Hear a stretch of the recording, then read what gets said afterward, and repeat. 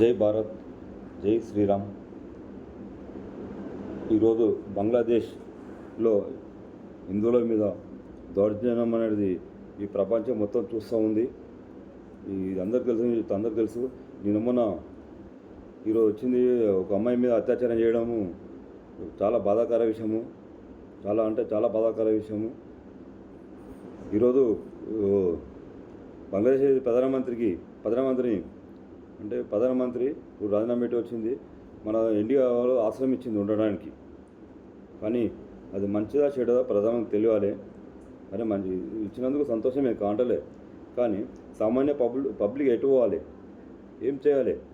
యాక్చువల్గా ఇప్పుడు బార్డర్ దగ్గరికి బంగ్లాదేశ్ వాళ్ళు వచ్చి పాలనలు కాపాడుకోవాలి, మీ వస్తే దండం పెట్టేసి ఇండియాకు వస్తే ఆశ్రమే అని చెప్పేసి సామాన్య పబ్లిక్ అడిగితే మన ఇండియా వాళ్ళు తరిమి కొట్టేసి రానియలేరు. మరి ప్రధానమంత్రి ఎలా రానిచ్చారు చెప్పండి? తప్పు కదా. ఇంకో విషయం ఏంటంటే ఇలా చాలా సంఘాలు ఉన్నాయి, జేఏసీ, తెలంగాణ జేఏసీ, ఆ జేఏసీ అని. మరి ఈ జేఏసీలో ఈ సంఘాలు మొత్తము ఎందుకు బంగ్లాదేశ్లో ఇలా హిందువుల మీద జరిగిన యుద్ధాంశాన్ని ఏ సమస్య ఎందుకు ప్రకటించలేదు? ఏ సమస్యలో పద్ధతి జరపలేదు? ఏ సంస్థ కూడా ధర్నాలకు కానీ పబ్లిక్ ఇలా హిందువుల మీద ఇట్లా అన్యాయం జరుగుతుందని చెప్పేసి ఏ సంస్థ కూడా ముందుకు రాలేదు. ఎందుకు రాలేదు? స్వార్థం కోసం ఎన్ని సంఘాలని స్వార్థం కోసం చేసిన ఒక్క సంఘం ఇప్పటికీ రాలేదు. ఏ సంఘం కానీ అఖిల భారత జేఏసీ అని చెప్పేసి ఒకటి సంఘం వచ్చింది. దానిలో 1000 మంది గ్రూపులు ఉన్నారు. మరి ఆ సమస్యలో డబ్బుల కోసం పనిచేస్తున్నారా, లేకపోతే ఎందుకు పనిచేస్తున్నారు చెప్పాలి. మరి చాలా సంఘాలు ఉన్నాయి. ఎక్కువ సంఘం కూడా మా సంఘం తరఫున చేస్తున్నాము రండి, ఇలా హిందువుల మీద జరిగిన విధ్వంసాన్ని మేము ఖండిస్తున్నాం అని చెప్పి ఒక సమస్య రాలేదు. ఏ సమస్య చెప్పండి వచ్చిందా? రాలేదు. ఈరోజు చివరి నుంచి ఈరోజు రేపు భారత్ బంధువు పిలుపునిచ్చింది. చివరి బంధువు పిలిపించింది. యాక్చువల్గా భారత్ బంధువు పిలుపునియాలని చెప్పేసి ఇప్పుడు ఇంతకుముందు ఒక వీడియో చూశాను నేను. చాలా సంతోషం వాళ్ళకి. ఎందుకంటే రేపు చివరి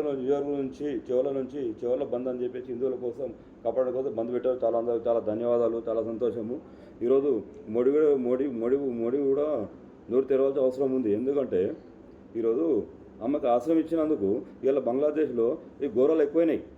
చాలా నేరాలు అంటే విధ్వంసం ఎక్కువైంది, హిందువుల మీద విధ్వంసం ఎక్కువైంది. మరి మోడీ గారు ఆమెకు ఆశించినప్పుడు మరి ఇప్పుడు వాళ్ళకు కూడా సామాన్యులకు భారత్లో ఉన్న వాళ్ళు చాలామంది ఉన్నారు. మన ఇండియాలో చాలామంది ఉన్నారు.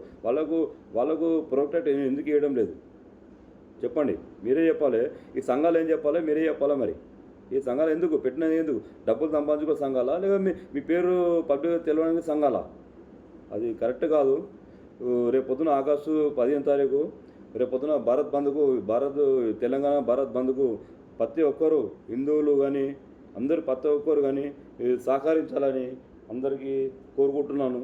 అందరికీ ధన్యవాదాలు. జై శ్రీరామ్, జై భారత్. ఇది ఆలోచించాలి, మరీ ఆలోచించాలి. ఈ సంఘాలు ఆలోచించాలి. రేపొద్దున ఒక సంఘం కూడా మాట్లాడొద్దు. రేపొద్దున బంధువు పిలిపియకుంటే ఒక్క సంఘాలు కూడా కానీ ఇప్పుడు అఖిల భారత అయ్యప్ప దీక్ష ప్రచార సమితి ఉంది, ప్రజా సభ ఉంది, జేఏసీ ఉన్నది. ఈ మాలలు వేసుకున్న సంతోషం హ్యాపీగా చేసుకుని అన్నీ చేస్తున్నాం. కాబట్టి ఈ హిందువుల మీద కొట్టడానికి ఎందుకు చేస్తలేదు? మరి ఎందుకు సైలెంట్గా ఉన్నారు మీరు? ఎందుకు? మీ స్వార్థం కోసం ఉన్నారా, లేకపోతే పేరు కావాలి ఉన్నారా, డబ్బులు సంపాదించుకున్నారా?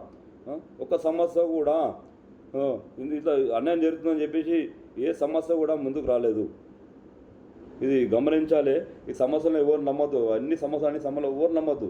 మన దేవుడిని నమ్మాలి, హిందుత్వాన్ని నమ్మాలి, ధర్మం నమ్మాలి, తండ్రి తండ్రిని నమ్మాలి, తండ్రిని పూజించాలి. జై శ్రీరామ్.